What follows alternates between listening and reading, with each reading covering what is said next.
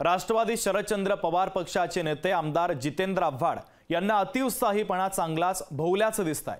मनुस्मृती दहन आंदोलनाच्या दरम्यान आव्हाडांकडून डॉक्टर बाबासाहेब आंबेडकर यांचा फोटो फाडला गेलाय। आव्हाडांच्या याच कृतीमुळे आता संतापाचा भडका उडाल्याचं चित्र महाराष्ट्रात पाहायला मिळत आहे। सविस्तर पाहूयात।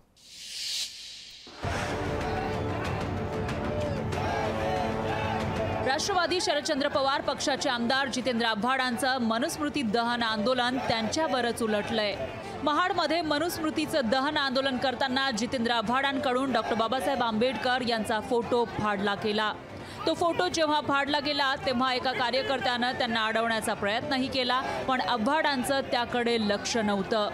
जे होऊ नये ते होऊन गेलं। जितेंद्र आव्हाडांचे हे जेव्हा लक्षात आलं तेव्हा त्यांनी माफी मागण्याचा प्रयत्न केला। मी ह्या झालेल्या घटनेबद्दल कार्यकर्त्यांकडून झालेल्या ह्याच्याबद्दल महाराष्ट्रातील तमाम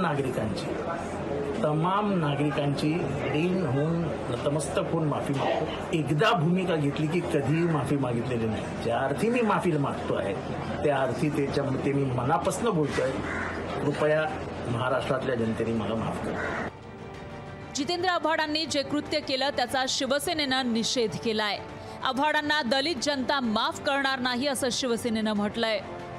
स्वतःच्या प्रसिद्धीसाठी किंवा स्वतःचं राजकारण करण्यासाठी बाबासाहेबाचा जर पोस्टर फाडला असेल तर अख्खा समाज, दलित समाजाच्या भावना ह्या तीव्र आहेत। आणि काही असलं तर बाबासाहेबांच्या चित्राचंच काय, बाबासाहेबाचं कोणी जर नाव घेण्याचा जरी चुकीच्या पद्धतीने जर प्रयत्न केला तर ही दलित जनता त्यांना माफ करत नाही। राष्ट्रवादीनं या प्रकरणात आव्हाडांवर देशद्रोहाचा गुन्हा दाखल करण्याची मागणी केली आहे। एवढंच नव्हे तर आंदोलनात सहभागी असलेल्या सगळ्यांवरच गुन्हा दाखल करा अशी मागणी राष्ट्रवादीनं केली। असा अपमान परमपूज्य डॉक्टर बाबासाहेब आंबेडकरांचा आम्ही कदापि सहन करणार नाही। आमची राज्य सरकारकडे हीच मागणी आहे की त्वरित महाड इथल्या पोलीस स्टेशनमध्ये त्यांच्यावर गुन्हा दाखल झाला पाहिजे। त्यांच्याबरोबर फोटोमध्ये दिसणारे सर्वजण जे ठाण्यातनं गेले होते त्यांच्यावर गुन्हा दाखल झाला पाहिजे। जितेंद्र आव्हाड आंदोलनासाठी कमी आणि स्टंटबाजीसाठी जास्त ओळखले जातात। यावेळी त्यांचं आंदोलन त्यांच्यावर उलटलंच, शिवाय राष्ट्रवादी शरदचंद्र पवार पक्षालाही जितेंद्र आव्हाडांमुळे मोठी किंमत मोजावी लागण्याची शक्यता आहे।